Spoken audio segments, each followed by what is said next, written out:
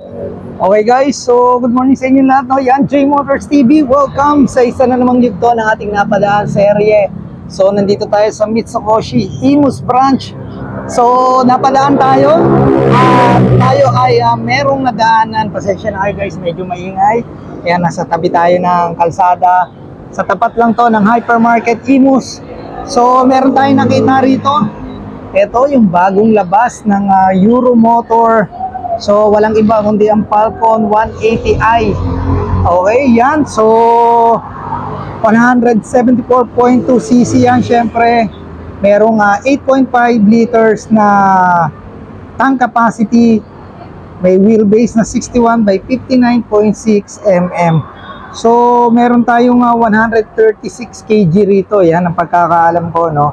Then, may seat height tayo na 780. Ayan, kung doon nagkakamali, 780 ang seat height na ito. Okay, so naka-4 tayo dyan. Single overhead cam, naka-dual ABS, syempre naka-LCD yan. Ang ganda ng kulay, so naka-ABS yung nilabas dito. Ayan, kung makikita nyo, naka-ABS yan. Okay, naka-ABS tayo rito. Ayan, so ito yung bagong unit ni Euromotor, which is kalalabas lang itong mga nakaraan sa Makina Moto Show. So silipin natin yung presyo. Ito guys, yung presyo niya, tanan, 129,900. So down payment 10,000. So 6 months 23,680. 12 months 12,914. Then sa 18 months 9,325. So yon sa 36 months, so meron tayong 5,736.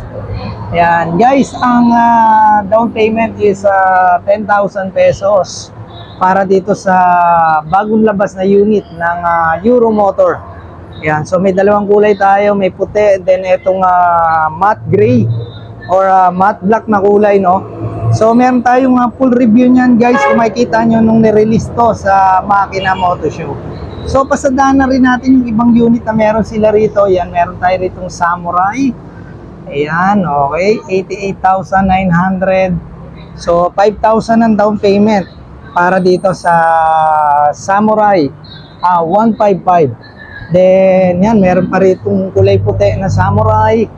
Then yan, meron pa ritong kulay matte black. Ayan, ang daming Samurai na available guys. Ayan. So, 4,135 yung kanyang 36 months. Then, dito meron tayong Griffin. Ayan, guys, sa mga naghahanap ng Griffin, meron tayo rito 108,900. Then, 10,000 din ang down payment guys. Or 808 yung kanyang 36 months. Okay guys, ang daming available dito. May mga Cafe Racer doon, EZ125, EFI. Then meron tayong Daang Hari 186. Yan. Alright guys, so ito lang yung nadaanan natin, yung kanilang ADB Falcon. Okay, so parang ang ganda talaga nito. Kung ako to, kukuha ko nito, pero antayin ko munang bumaba siguro yung down payment, no? Ayan, pero sulit naman to kasi naka ABS to guys. Kaya ano pang hinihintay nyo, puntahan nyo na yan dito sa Mitsukoshi Imus branch. Dito lang yan sa may tapat ng hypermarket Imus, Cavite. Okay, so may mga repo rin sila rito. Ito guys, mga repo unit nila. Ayan, mga Samurai meron din. Then doon may mga yung Euro motor na Daang Hari. Ayan, may Beeperman. Ayan, kompleto rito. May mga repo dyan. O naghahanap kayo ng mga repo unit. Okay guys, so ito yung ating focus ngayong araw na to.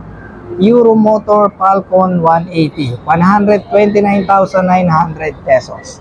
God bless you all and ride safe. Peace out.